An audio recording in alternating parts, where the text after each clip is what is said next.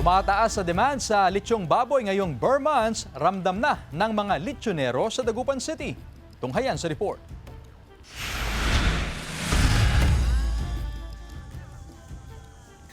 Mula sa barangay Bacayao Sur, dumayo si June sa barangay Lasip Chico upang bumili ng litsyong baboy. 1/4 kilo ang kanyang binili na ulam nila kaninang tanghali. Apo, paminsan-minsan lang naman po pag nagre-request yung mga bata. Dinarayo ang litsyong baboy sa barangay Lasip Chico na tinaguriang Lechon Capital ng Dagupan City. Tinatayang nasa 70 hanggang 100 na residente ang naglilitsyon sa barangay bilang pangunahin nilang kabuhayan. Ramdam na raw ang tumataas na demand sa litsyon ngayong ikalawang linggo pa lang ng Burr months.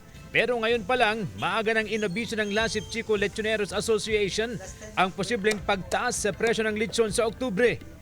Mula sa kasalukuyang 10,000 hanggang 19,000 pesos na presyo ng litsyon, posibleng pumalo ito sa 11 to 20,000 pesos. Maghanda po sa susunod na buwan kasi tataas po talaga yung baboy. Huwag na po kayong mabibigla kasi talaga po, alam nyo na taon-taon na tumataas yan. Wala naman daw silang nakikitang problema sa supply ng baboy hanggang Disyembre.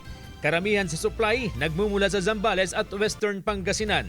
2 hanggang 7 baboy ang nililitsyon ni na Ashir kada araw. Tataas pa raw ang demand habang papalapit ang holiday season. Ang kaibahan po ng lechon po namin sa ibang lugar,